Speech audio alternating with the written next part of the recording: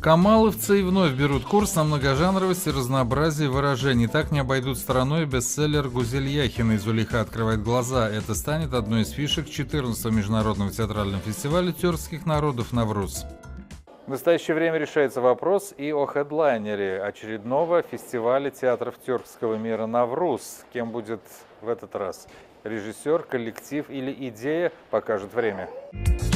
Обилие театров из Башкортостана и стиль уфимских мастеров оценит на Наврузе, как и творчество доселе неизвестного здесь румынского театрального следа. Они очень хотят участвовать в Наврузе, на фестивале Навруз. И для этого они нас пригласили, чтобы мы отсмотрели их спектакли. И вот там будут переговоры, они очень хотят приехать в Казань, наслышаны о Наврузе. Вот. Второй момент, в этом году, то есть в 2019 году, Навруз будет посвящен театрам Башкортостана. У них и в Стерлитамаке, и в Салавате, и в Туймазах. Очень много театров. В самой Уфе есть такие какие-то экспериментальные площадки у них.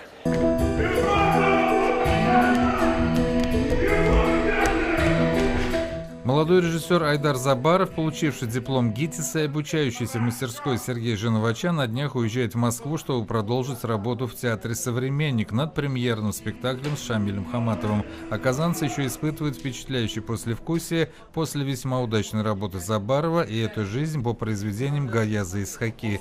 На очереди камерный шедевр Александра Володина «5 вечеров», истории вне национальности и временного отрезка. Здрасте. Давай. Набравшиеся сил камаловцы в состоянии боевой готовности к этому обязывает и приближающийся день рождения Марселя Салимжанова, и новый материал в трактовке Ильгиза Зайниева «И дольше века длится день» по роману Чингиза Айтматова, которому в этом году исполнилось бы 90 лет. Это не первая встреча с классиком. Айтматов ставился, если не ошибаюсь, 3 раза, и все 3 спектакля, они как легендарные такие. Дмитрий Пиаваров, Владимир Ладушкин, телеканал «Эфир».